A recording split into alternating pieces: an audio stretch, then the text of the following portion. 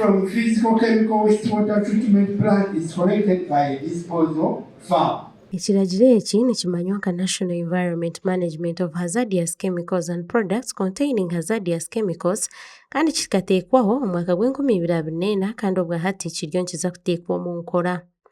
Innocent Achaye, or manager wa Division of Chemical Safety, Radiation and Pollution Prevention omu kitongole kya NEMA nashobora ha buli miezi obugendereire kutereezebwa omu huriro egi. Got chemicals used in explosives being regulated. We have got some chemicals used in many other sectors, but specifically the industrial chemicals and chemicals used in manufacturing needed to be regulated in the country. And this is why this particular regulation was developed. And now it is ready for implementation.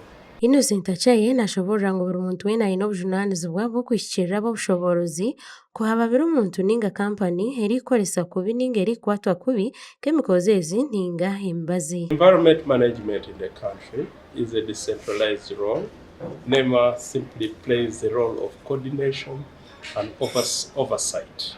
So every citizen has the mandate to report cases where they see that there is poor handling of chemicals, poor handling of substances that might be harmful to human health and the environment. Sarah Ijuka, or manager w'ekitongole kya NEMA habwe kyanga eky'amashume kya Burengyerwa Izooba nagira ngu okoresa kubi emibaazi egi ninga chemicals ninga ebintu ebirimu emibaazi egi omuringo ogutiikire kibaasa kureetaho oburemeezi aha magara g'omuntu. Twebembera nk'ihanga okutwakubaasa kukozesa chemicals kureebeka ngu twazikozesa gye twashiisha by'okukangwa kandi twashiishira abantu.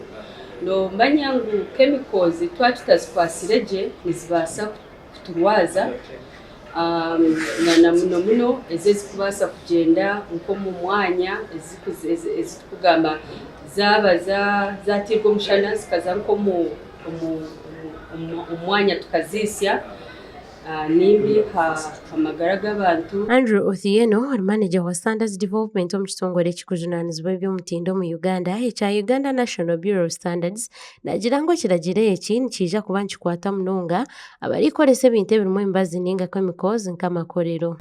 Now these regulations are going to be enforced by NEMA and they have in place the machinery to do so. What we are doing now is engaging with stakeholders in the Western region. We will also be in the Central, Northern, Eastern region to engage with stakeholders so that they understand the regulations. It's important that the people who are going to be touched by the regulation first understand it. It's important to sensitize them before coming to do the enforcement. Omuntu weena ari kureeta chemicals ninga emibaazi omu Uganda okushoboza chemicals ezi ninga emibaazi okutambuza chemicals hamwe n'okukozesa chemicals ezi ninga emibaazi nayetaaga license kukora emirimo egi okurugiriraho iteeka. This fall under the category of either storage, sale. They will be expected to get this license from NEMA.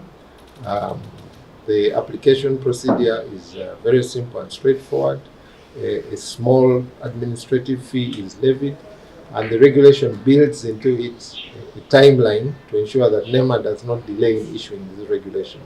Wenje Emmanuel, on Natural Resources Officer wa Isinjiro District, nashobora ngu ekiragiro eki kiza kuhwera kukyendeza oburwaire omu bantu. Hariho abantu abamwe I have heard in the recent past nabakwata emibaazi y'ebihingwa baba niyo bafunyiriza amatungo kandi obwo emibaazi egyo neetaaha omu matungo agoreshanga twarya foods eziri contaminated na work environment yo yonka abantu abarukora omu factories where these chemicals are used twaba tutagizire ekiragiro ekiri kutegeka chemicals okuzira kuba handled n'okuzira kuba managed n'okuzira kuba disposed of eziri kuba zisigaire noreba ngu tuba exposing a human life and the whole universe, the ecosystem tuba tugiteeka in a dangerous scenario. Iteeka eri erya National Environment Management of Hazardous Chemicals and Products Containing Hazardous Chemicals nirikwata ahari buri muntu, ebitongore hamwe na kampani kandi niriteekaho ebibonerezo ahari abo abarikukora ebitahikire. Ahabwa Tayari Western, Susan alina omukisa omuri Mbarara. Most dairies